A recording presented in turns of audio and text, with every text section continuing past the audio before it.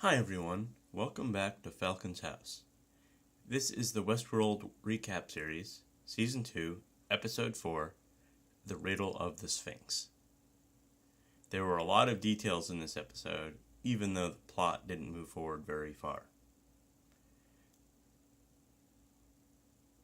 Spoiler warning going forward. The opening scene takes place in a room where James Delos lives. There is a record playing Rolling Stones' Play with Fire. There is an hourglass on the table that is mostly full. On the counter there is a goldfish, a picture of a little girl, and a picture of another woman, who I would assume is his daughter Juliet and his granddaughter. We then see James Delos get ready for his morning, and when he pours some coffee, his hand shakes a little bit, and then he pours a bunch of milk onto the table, and he doesn't seem to think anything about it. There's just a glitch in what he's doing. His mirror then becomes a screen, and a woman tells him that he has a visitor, and it asks if he should send him in. He says, yes, it's about time, and it turns out to be William. After a short conversation, William tells him that they need to do a baseline interview for fidelity, test his responses, and see if he's ready to go out into the real world. He says that he is dying of a disease that was defunded 15 years ago, and that he still has a sense of humor.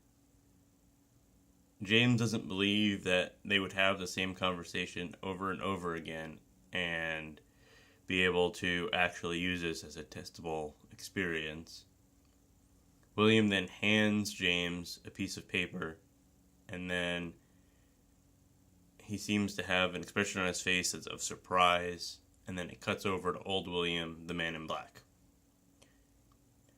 Lawrence is complaining about being low on supplies as they ride down a path. They ride up on some people constructing a railroad, and eventually the railroad ties have been replaced with dead bodies, and one person gets killed right there.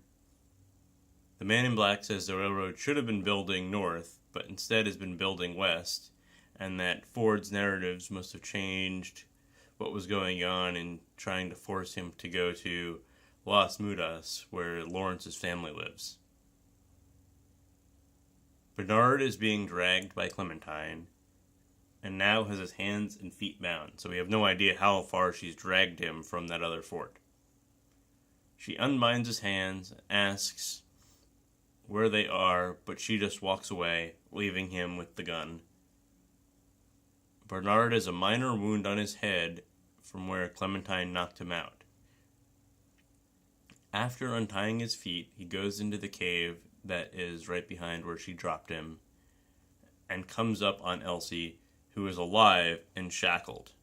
She starts being mad about it and screaming at him for doing that to her and putting her in there.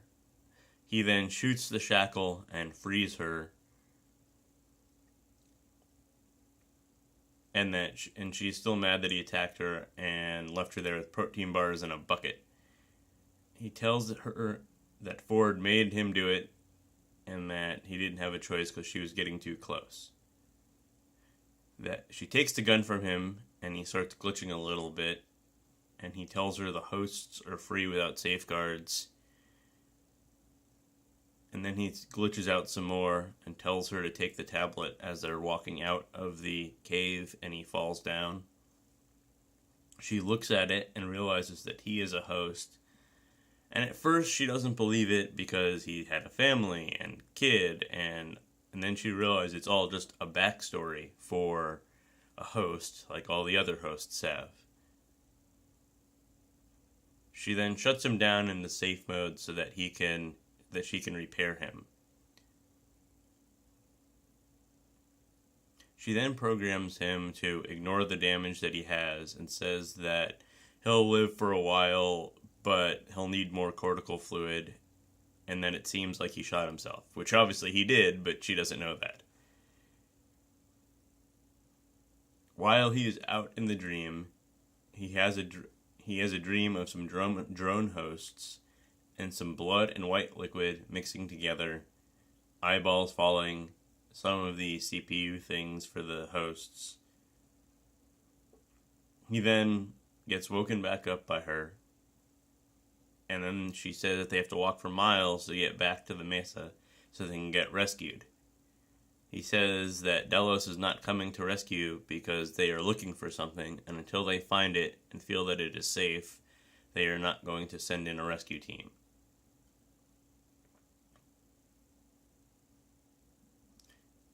He then has a memory of him walking up to the facility like an out-of-body experience. He has a tie now, which is how Bernard before Ford's narrative started dressed. So this is definitely a time jump to before that time frame. He then says that there is a hidden facility nearby and goes back into the cave, which has a secondary memory of him opening a hidden doorway to the facility. After opening it, they go in, and there is another DNA door similar to the one that Hale used in her facility. And inside there are a bunch of dead scientists. Bernard has another memory of being in the facility, and there are drone hosts walking around. Elsie then sees a drone host and freaks out and kills it, even though Bernard says it won't be a threat if she doesn't threaten it. He then starts glitching again and asking her to help him, and she makes him promise not to hurt her again, and if Ford is still controlling him, and he says that Ford is dead, and then she injects him with cortical fluid. We are now at a camp for Ghost Nation, where the woman from Westworld and a couple from Season 1 who had been found the glitching hosts on the path and had killed Hector in the battle in Sweetwater are being taken, and Stubbs is there. One of the members of Ghost Nation speaks Lakota to Stubbs, and the lady tells him that she said that time is coming, or something is coming. He then asks her about speaking Lakota, and she says that she follows the narratives unlike a lot of the guests. He says that they are keeping the humans close, but not killing them, and only killing the hosts. He tells her there is a protocol for evacuation that she should follow, and she says she is not interested in evacuating. The man in black and Lawrence ride into town and get a drink from the bartender, who has shaky hands. The man in black says he has nothing to be afraid of because the shooting hasn't started yet, and right after that, a bunch of men that work for the Major and the Major from the previous battle with Dolores show up and capture them. He then brings them to a church where he asks for weapons that the town has hidden because they're rebels. And he asks if there's a village elder to negotiate a deal. So a guy stands up and he kills him and said there will be no deals. Lawrence says that he knows where the guns are and that they should wait for nighttime and then sneak out and get the guns and attack them. But the man in black has a different idea. He tells the Major where the guns are and that he wants to make a deal. And the guy says that you can't have already made a deal. You shouldn't have given us the information. He goes, the deal wasn't about the guns. He knows where he's trying to get his men to, Glory, or whatever other name they might have called it. And he knows how to get there, and they need his help. The Major agrees, and then goes and gets the guns. James Delos is now listening to Roxy Music do the Strand. The hourglass is now only half full. He gets a little shake when he pours the milk into the coffee, but is able to correct it this time and doesn't make a mess. William enters again, and the same test plays out to establish a baseline. He then hands him the paper, and it is a script of exactly what was just said in the conversation. William tells James that his wife died of a stroke, and James says that he is now ready to leave and get some fresh aid, which he then corrects to fresh air, and William realizes he's still not ready to leave. So then William leaves the facility and tells the woman that, the head scientist, I guess, that he has the same problems as before. And they made it 7 days this time, so they're improving. They then wipe the host by torching the entire room and starting over. The Major now has weapons and nitro. He pours a shot glass of nitro and tells the bartender that is shaky to walk 12 paces with the glass balanced on his hand. And then after he does that, the Major says good job and turns around and shoots off his arm by shooting the nitro and causing an explosion. The woman and Stubbs are being led somewhere by Ghost Nation to the first of us all, is what they're told, and that he will decide their fate. When they reach this guy, they're all put on the ground and told to kneel, and while they're kneeling, she's able to untie herself and escape. As she runs away, she grabs a torch and hits one of the Ghost Nation members and then runs off.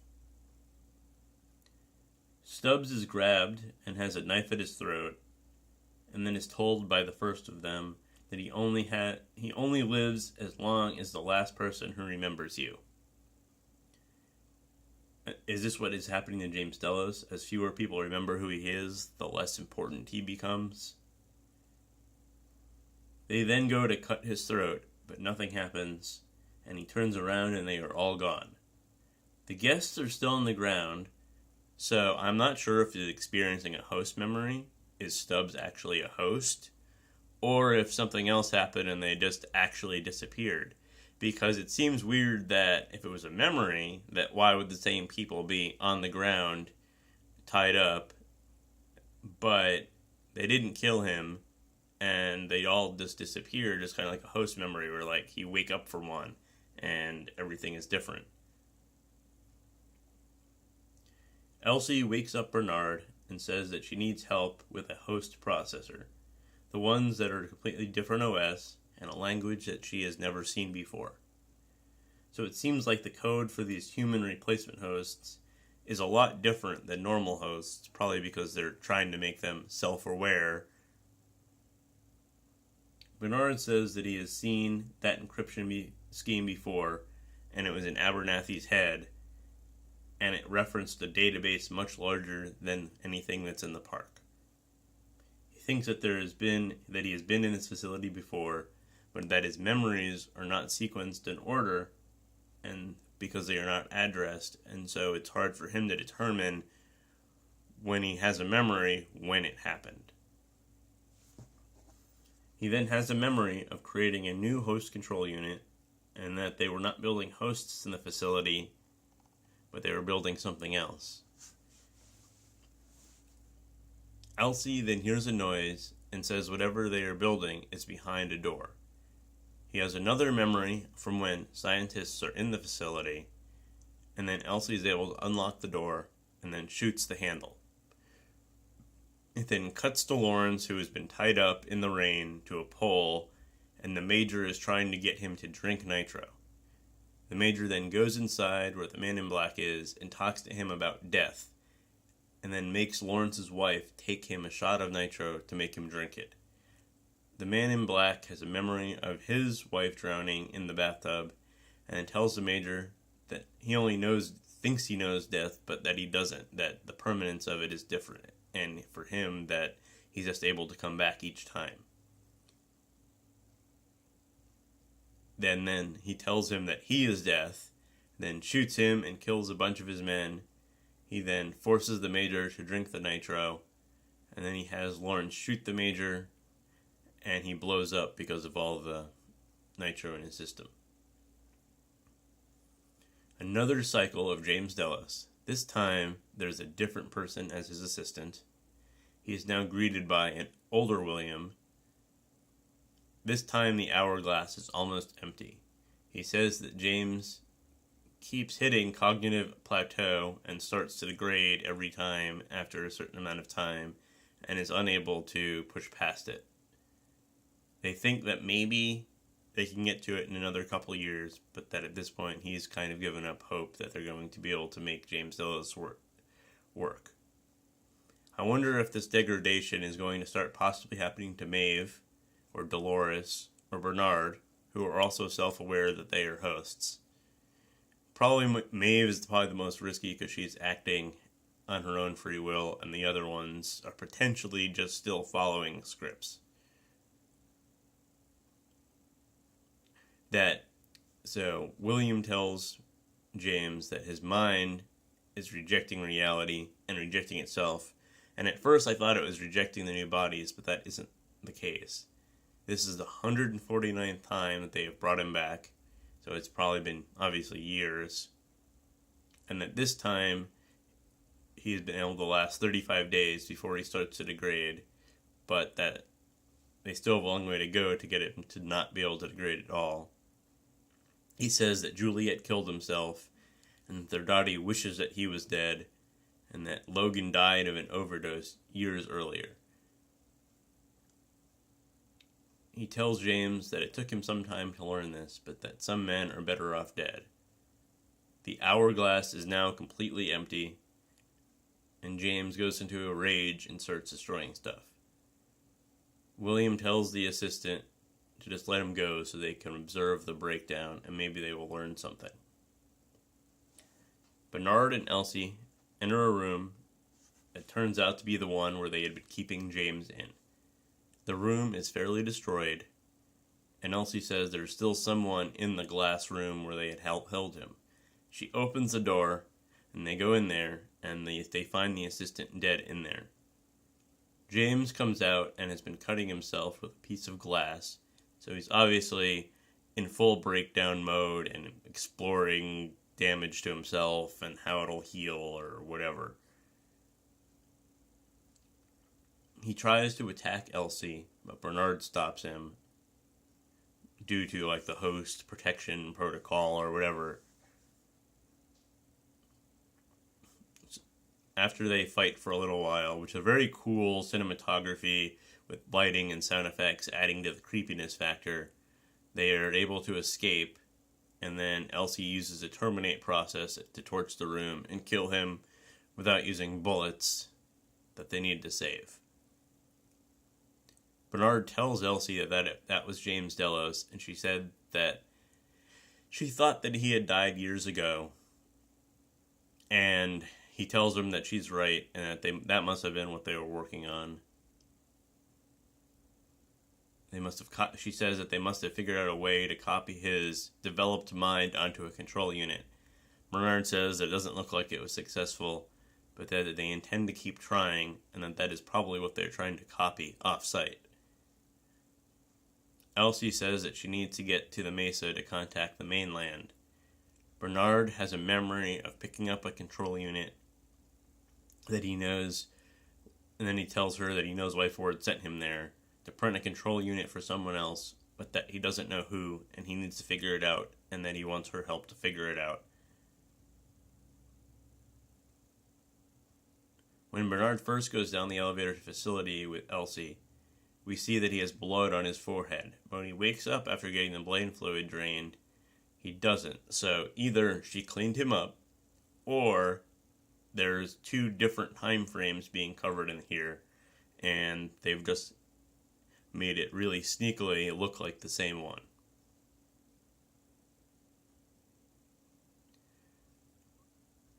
And he tells her that he wasn't in control when Ford was alive, but that he is control now, and he isn't the person that did all the bad things to her, that he didn't have a choice.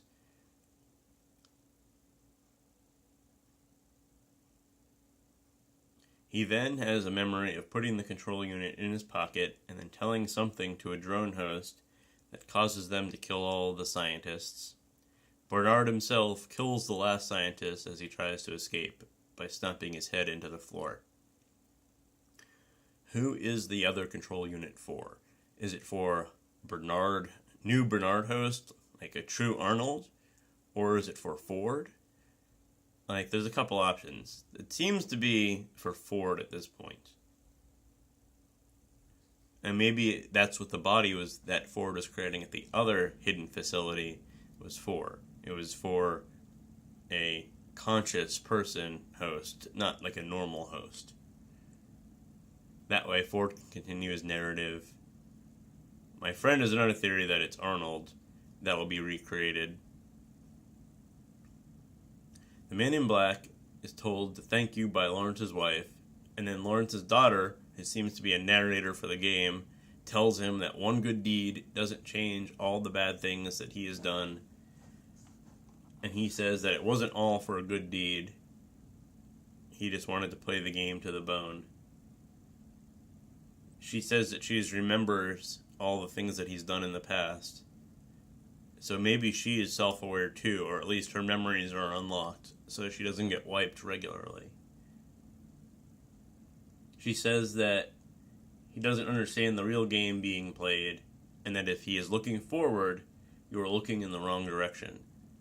So that maybe this is about the past, and then in the past, Arnold was there, and then maybe that makes Arnold the new conscious host, like what my friend thinks. Lawrence tells the man in black that his cousins will continue on with him with his journey so that they have more men. The man in black is now riding across a field with Lawrence's cousins, and they stop as a lone female rider approaches. It is the woman from Mirage, and then she tells the man in black that she says, "Hi, Dad." So this isn't really that surprising of a twist, and definitely people on Reddit had already said that was probably the case because she seemed overly important in the previous episode. But now that we know that for sure, and that's why she also was good at playing the game, she had the skills of survival, and she was really aware of how the park worked, and spoke Lakota. And she also didn't want to leave the park because she also wants to play the game, and the man in black had been told previously that the game was possibly not just for him, that there was other full-time players that were going to want to try to survive. And the way Ford had phrased it, it could easily be him and his daughter both could be the ones that are playing. Maybe there's even additional people that are going to be playing. Well, thanks for watching. Please like and subscribe and share the link.